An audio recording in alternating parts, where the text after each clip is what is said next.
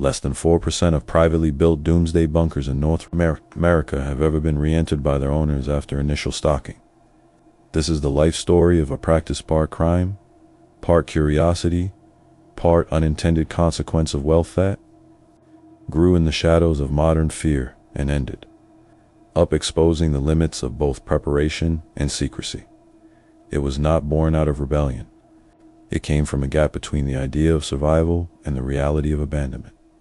In the late 20th and early 21st century, the doctrine of private preparedness expanded quietly, driven by Cold War inheritance, post-9/11 anxiety, and the commercial of fear. Wealth allowed individuals to outsource survival, to build sealed environments stocked for years, sometimes decades.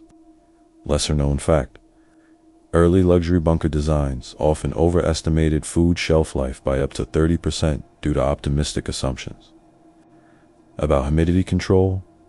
The parents were not criminals, but industry's defense contractors shifting into civilian markets, construction firms specializing in hardened concrete, and consultants who translated military continuity of government planning into private packages. The result was a system designed for absence, structures meant to remain closed until catastrophe justified their existence. Lesser known fact: several bunker construction firms quietly reused, decommissioned military ventilation schematics that were originally designed for shorter-term occupancy, creating long-term air filtration inefficiencies. Urban explorers came later. They did not begin with bunkers. They began with abandoned factories, tunnels, and derelict infrastructure spaces left behind by economic change. The doctrine of exploration was informal. Document, don't damage. Enter quietly, leave quietly. But the existence of privately owned bunkers introduced something new: sealed spaces, filled with resources, untouched for years. Lesser known fact: many early explorers misidentified private bunkers as Cold War relics because of deliberate architectural mimicry used by builders to evoke military credibility. The first entries into these bunkers were cautious and rare. Access points were hidden, often disguised as utility sheds or buried beneath layers of landscaping. But security systems aged, power systems failed, and digital locks became vulnerable as software support lapsed. Lesser known fact: a significant percentage of high-end bunkers installed in the early 2000s relied on proprietary access control systems that became unusable within 10 to 15 years. Due to company closures, childhood of the practice was defined by misunderstanding. Explorers expected danger traps, surveillance, armed response, but often found silence. Interiors were pristine, staged like time capsules, with vacuum-sealed food, medical kits, and personal effects frozen in readiness. The shock was not threat, but absence.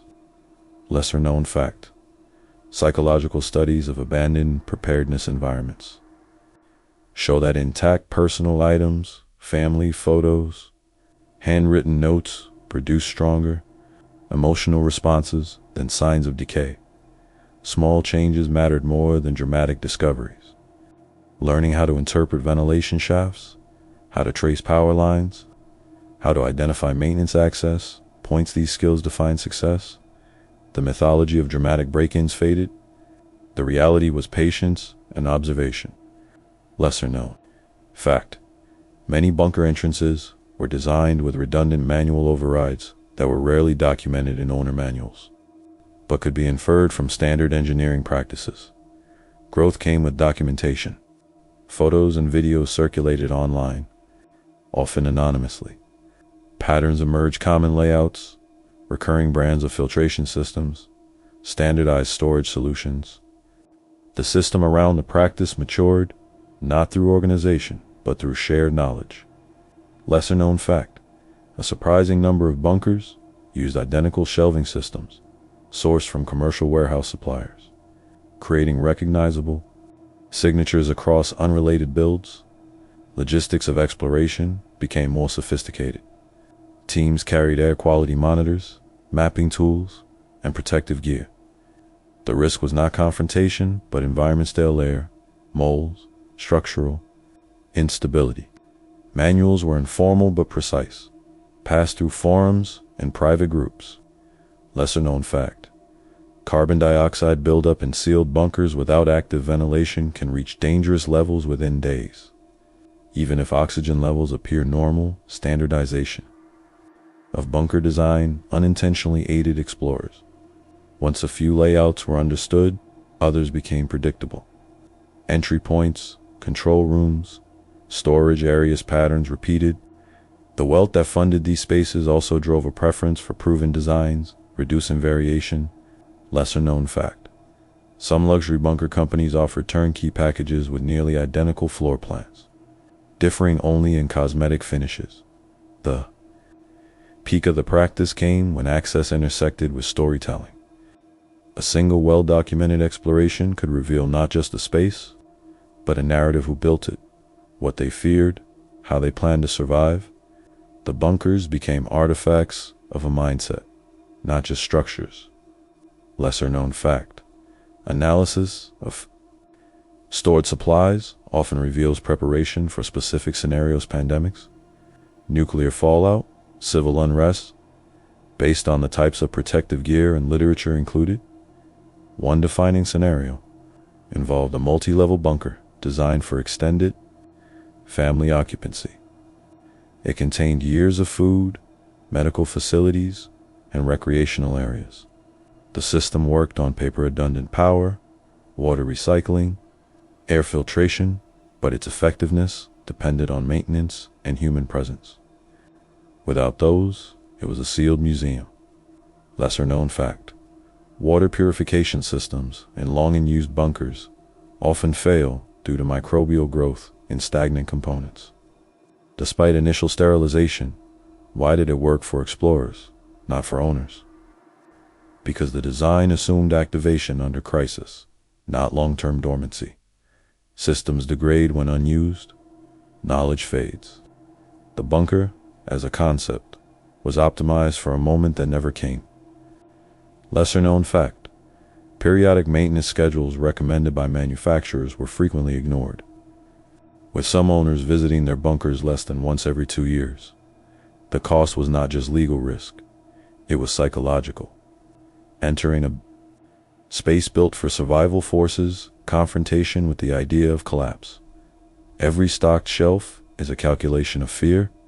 Explorers reported on ease, not from danger, but from the intimacy of someone else's contingency plan. Lesser-known fact: exposure to confined, artificially lit environments can induce mild disorientation within minutes. Even in trained individuals, fatigue came from repetition. Many bunkers were similar, their contents predictable, the novelty diminished, replaced by a sense of intrusion into private anxieties. The line between documentation and violation became harder to define. Lesser-known fact: some exploration communities developed internal codes, prohibiting the publication of identifying details to reduce legal and ethical risks. Injury patterns were environmental cuts from rusted fixtures. Respiratory irritation from dust and mold, occasional structural hazards. The absence of immediate help amplified minor incidents. Lesser-known fact: emergency communication is often impossible underground, with signal attenuation rendering standard devices useless. The psychological effect extended beyond the explorers. For owners, discovery of intrusion when it occurred, the very premise of security. A bunker breached in peacetime could not guarantee safety in crisis. Lesser-known fact: some owners responded by upgrading security systems, while others abandoned their bunkers entirely, considering them compromised. Old age of the practice began with countermeasures: improved surveillance, remote monitoring, and integration with smart home systems made unauthorized access more difficult. Legal enforcement also increased as awareness grew. The environment changed, the easy entries disappeared. Lesser-known fact: newer bunker designs increasingly incorporate real-time environmental monitoring accessible via mobile devices. allowing owners to detect anomalies quickly. At the same time, the doctrine of preparedness evolved.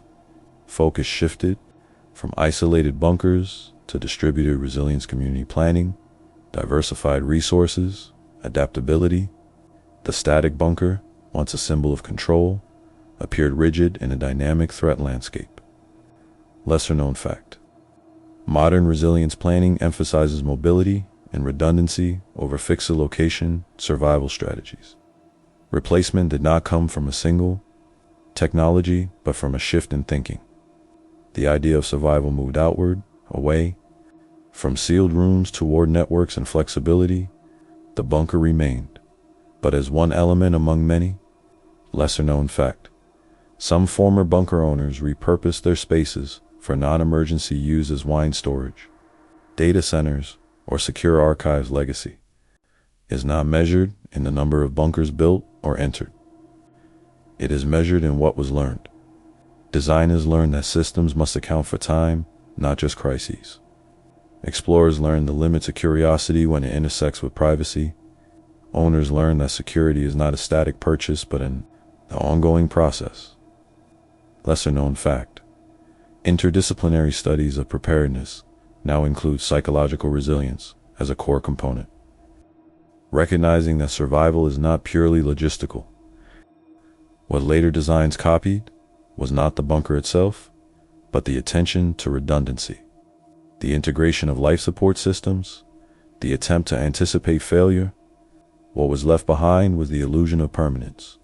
Lesser known fact: failure analysis of long and used bunkers has informed improvements in everything from HVAC design to long-term food storage technologies. In the end, the life of this practice urban exploration of private doomsday bunkers was shaped by absence. Spaces built for presence were empty. Systems designed for urgency decayed in stillness.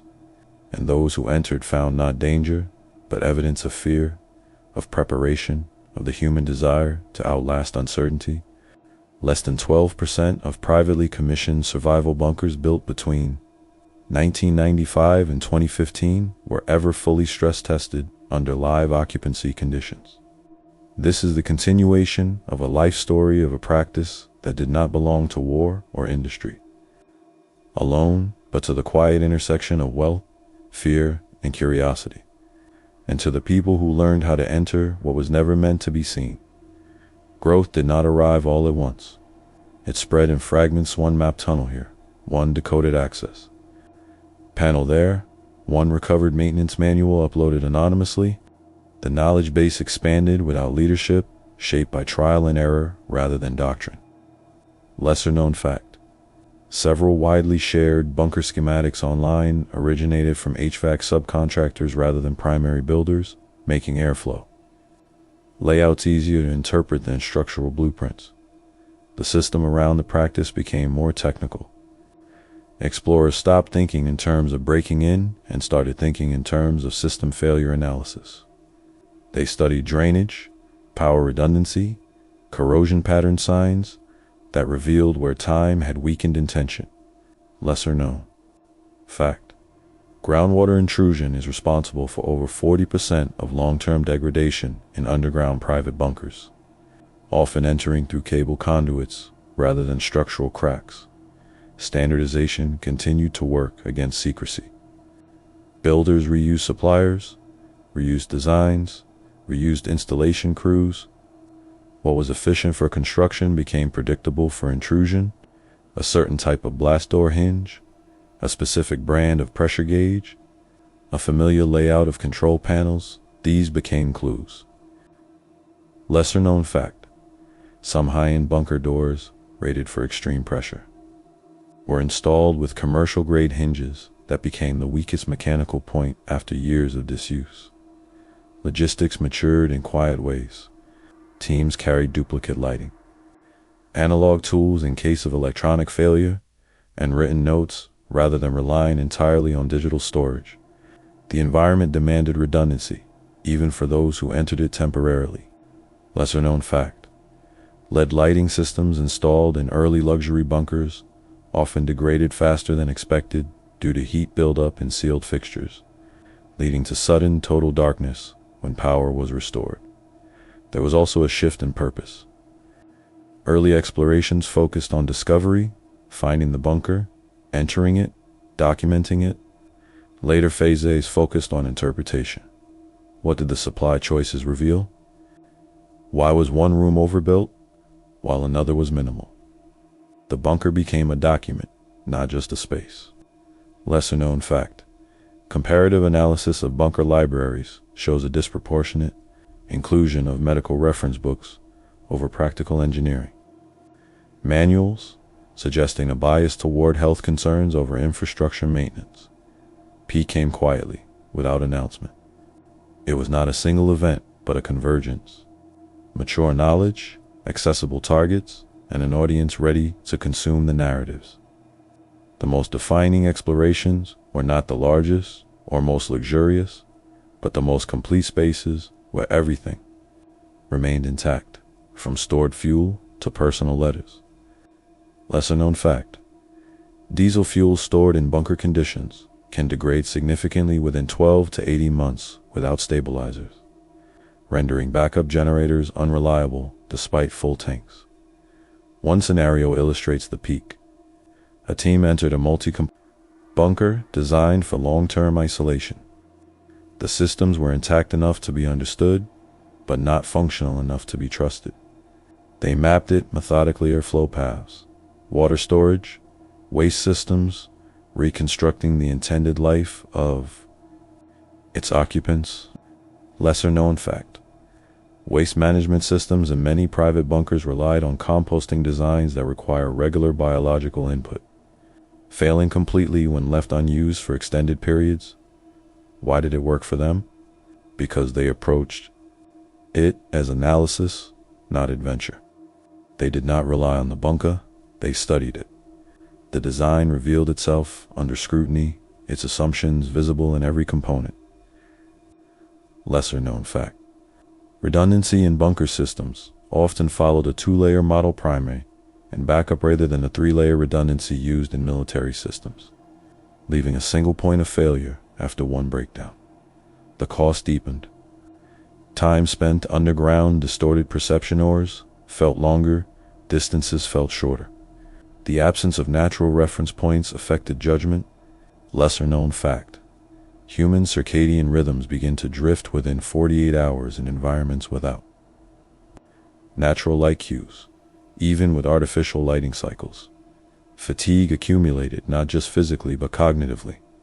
Interpreting systems, tracking paths, maintaining awareness of exit routes, it required constant attention. Mistakes were rarely dramatic, but they compounded. Lesser known fact.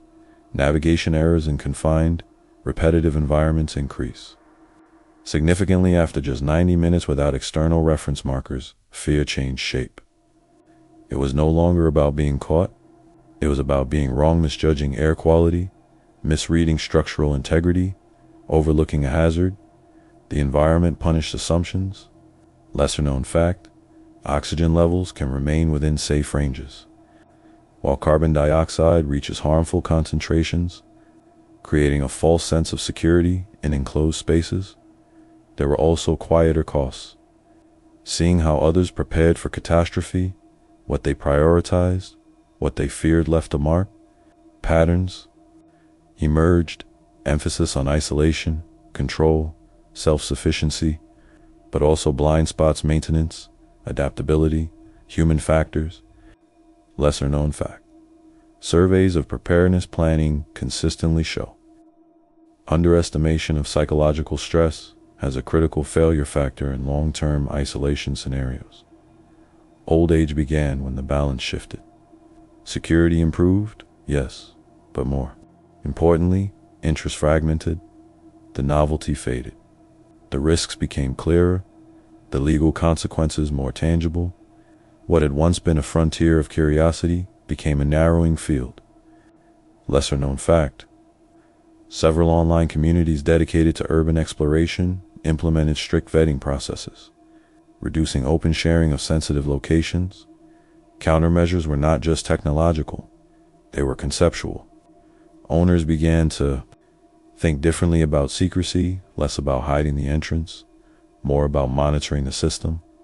Real-time alerts, environmental sensors, remote access. These change the equation.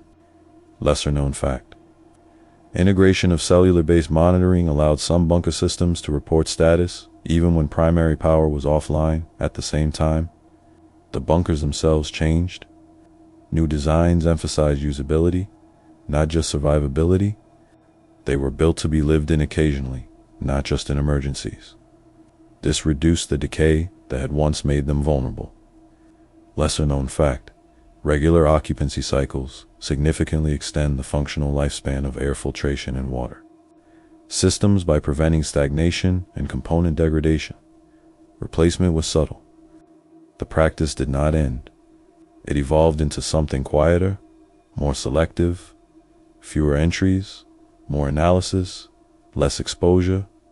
The public-facing aspect diminished, replaced by private documentation and controlled sharing.